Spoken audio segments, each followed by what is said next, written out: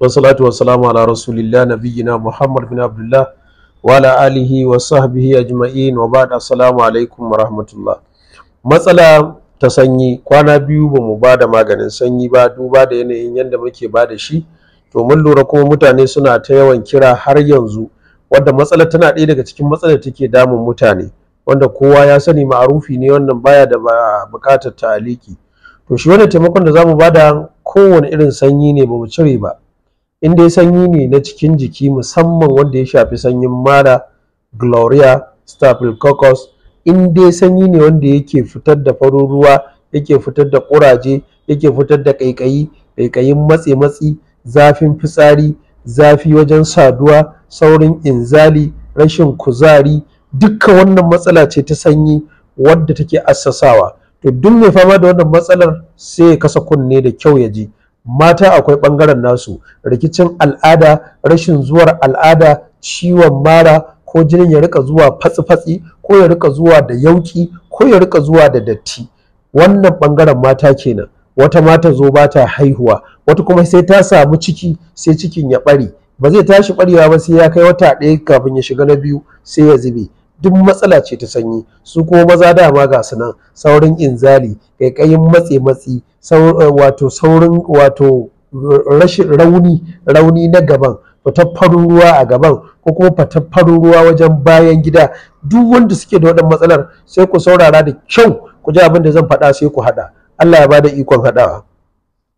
Na farko abin da za a samu shine garin namijin goro.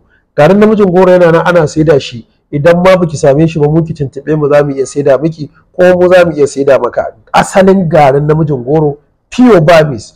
Idan kuma wajen da kake ne zaka samu garin namijin goro guda 5, ka yayyanka shi, ka shanya shi ya bushe, shine abu na farko da zaka yi amfani da shi. Na biyu sai a samu ɗanyar citta, ita ma a yayyanka ta bushe. Idan kuma za ta zama to akwai matsala, to a samu busasshiyar ko garin ta ita ma in kana buƙatar garin fiyo wadda aka daka ba mis, ita ma muna saida ta, za a iya saida maka. Sai ka samu wannan, sai ka samu tafarnuwa, garin tafarnuwa mai kyau wadda za ka yi amfani, ko kuma ka sai tafarnuwan, ko ki sai tafarnuwan ki daddatsa ki busar da ita. Idan kina tunanin inda kike in kika siya za a yi algus, za a yi mis, sai ki daddatsa sai ki shanya.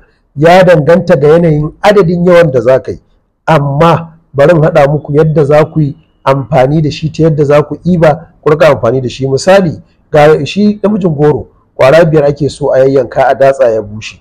Dan ya citta, koko ita cittar ana so a samu kamar kwara 4 yan madaidaita, ba manya ba, sai a daka ta. Idan kuma garin ne ya zama to bata wuce karamin cokali ba, karamin cokali cikin karamin cokali. Sai ita tafarnuwa, ita kuma idan son samu ne dunkulanta, tunda dunkule ne, a samu dunkule 2 a babbare, a daddatsa, a shanya ta bushe, sai a daka ta zama gari. Idan kuma garin za ka yi amfani da shi, sai ka ɗibi babban cokali sai ka hada da wancan garin ɗanyen citta teaspoon, shi kuma garin namijin goro guda 5. Idan garin ne namijin goro, shi ma babban cokali 1.5. to waɗannan abubuwa su za ka hada guri ɗaya, ko su za ki hada guri ɗaya, sai ki yamutsa. Idan kika yamutsa, kullum so ake ya zama to shine farkon abin da zai shiga cikin jikinki kafin ki ci komai. Amma mata masu ciki ba za su sha ba.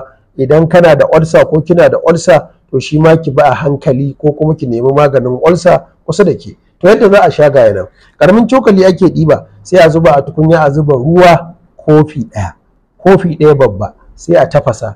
Bacin an tafasa shi ya dahu sosai, kamar minti 10 ko minti 15, sai a tace shi.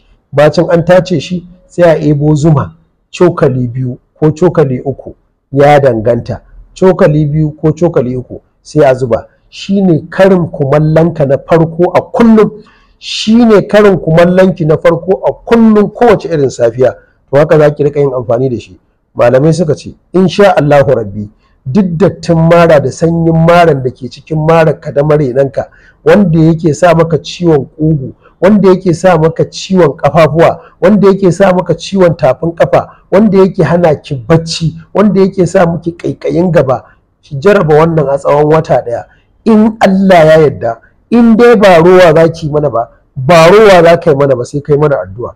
Ubangiji Allah ya ba da ikon gwada, kuma idan kun gwada yayi haƙƙi ne a wajen ku, kamar yadda muka bincike muka karanto muka gaya muku, kuma ku gaya ma al'umma annabi domin a gudu tare a tsira tare.